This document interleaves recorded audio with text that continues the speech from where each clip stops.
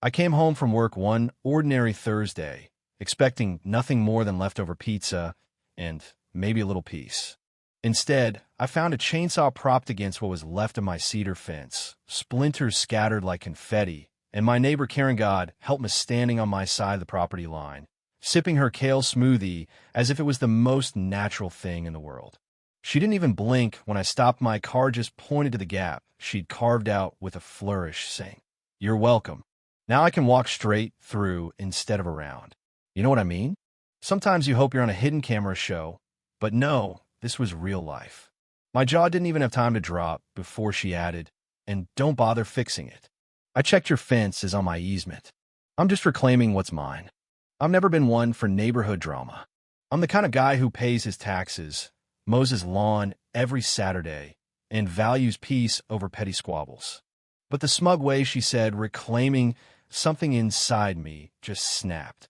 Not rage, not panic, just that cold, clear disbelief that settles in when someone throws common sense out the window and expects you to catch it. Thing is, my fence wasn't even close to her property line. Karen, who'd only lived there 6 months, bought the crumbling house on the corner, painted it eggshell white, and started acting like she was judge and jury of our street. She'd already reported me twice to the imaginary HOA, once for excessive grass growth, and once for a threatening garden gnome that happened. I'd written her off as a harmless nuisance, but this was different. This was deliberate. I asked, "Did you seriously chainsaw my fence just to save yourself a walk?" She shrugged. "It's not your backyard. It's shared open space. You just fenced it off and pretended it was yours." I nodded, not because I agreed, but because I was trying to process the sheer audacity without frying a fuse. She strutted back to her porch, smoothie swishing, and I realized she'd stomped 2 of my hostas flat, the ones I'd babied for 3 years. So I did what any level-headed person would do, called county zoning. And here's where the universe handed me a golden ticket. Not only was my fence not on her easement, but I had the original 1987 property survey. Even better, Karen's house sat on a double lot, with a thin strip of grass she'd claimed as her private access that, as it turned out, she didn't legally own at all. It was a separate parcel, a quirk from a shady refinance years before, and technically belonged to the county, headed for auction at the end of the quarter.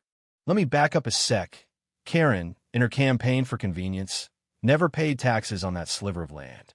So, with one online bid, $117, I became the legal owner of the infamous shortcut. While she kept parading across her empire, I kept my mouth shut, waiting for the right moment. Of course, Karen didn't quit. She threw a yoga party rager, stringing lights across my missing fence, guests parking on my lawn, offering me tofu skewers instead of moving their cars. She staked a sign laminated in my flower bed, "Private pathway, do not obstruct." All the while, I was gathering my receipts, taking photos, building my case. When the deed finally arrived, I didn't rebuild the fence.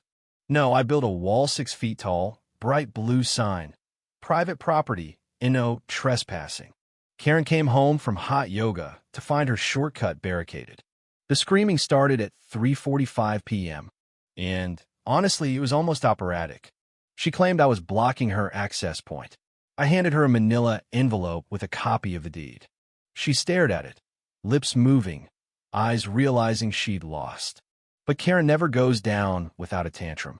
A week later, I got a county inspector at my door, investigating if my wall was too close to a drainage path. I showed him permits and photos of Karen's landscaping flooding my yard. He just shook his head, yikes. Next morning, someone dumped compost in my driveway, no note, but it reeked of desperation.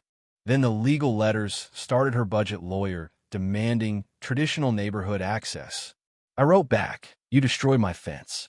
You trespassed. You failed to pay taxes. I own the land. Future correspondence, please contact my attorney." Spoiler, I didn't have one. The bluff worked. Her lawyer vanished, but the emotional toll didn't.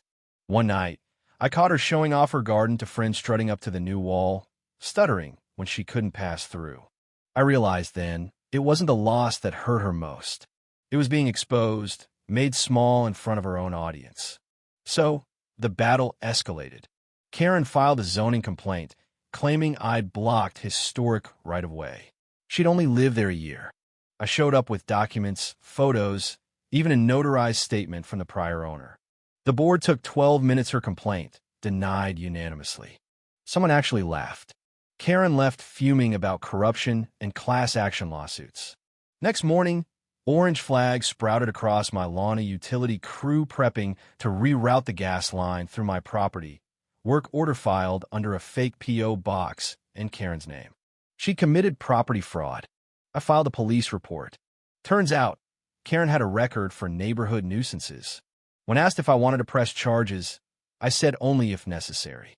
I was already digging deeper. That's when I hit the jackpot. Karen's garage partially sat on another sliver parcel, left out of her deed for decades. The county finally listed it as surplus. For the price of a cheap microwave, I bought the land right under the outer third of her garage. I waited, then delivered a polite letter. Pay me or tear down your garage. She stormed over, mascara running, clutching my letter and hissing, "You've gone too far. This is property warfare. Irobia? Oh, karan. This is real estate." She dumped her coffee on my mat and walked off. Her new lawyer tried to argue adverse possession in court, no luck. The judge was swift: buy the land or lose the garage. Her house value plummeted. I started getting offers from developers who wanted my land for access. I said yes in condition Karen's structure came down first. When an inspector showed up taking photos, I saw the writing on the wall. Karen was trying to sell, listing the house with vague language and hoping a buyer wouldn't notice the mess. She got desperate, tried to buy the land from me anonymously through a shell company. I played along, countered with a ridiculous price, then watched her crack. I taped flyers offering partial ownership for sale, let the local Facebook group go wild with speculation. Cops shrugged, said it wasn't illegal. Karen loaded a small moving truck, maybe prepping for foreclosure. But she didn't quit. I quietly bought the abandoned utility easement behind her house, the tranquility zone she tried to claim as her private retreat. Added it to my growing patchwork of ownership. Karen's house was boxed inward, garage, shortcut, all surrounded. Then came the final move, a suit for quiet title, trying to claw back the shortcut. I countered with a mountain of evidence. The judge asked why I named the new park Karen's Shortcut Memorial. I said, because ignoring boundaries has consequences. The room chuckled. Claim denied. Afterward, I sat in my new park on a bench where her garden gnome once stood, watching spring unfold. The neighborhood Healed kids played, folks laughed, someone even made Shortcut Survivor shirts. People stopped to read the archway I'd had carved. Boundaries make good neighbors. Some asked, who was Karen? I just smile and say, long story. See, in the end, it wasn't about Karen at all. It was about peace, about standing your ground with quiet resolve. Sometimes the quiet neighbor isn't the pushover. Sometimes he owns the land under your house. And sometimes, if you push the wrong person, you find out just how far someone will go to protect their fence and their peace. Now, I want to hear from you. Where do you draw the line between standing up for yourself and letting things slide for the sake of peace?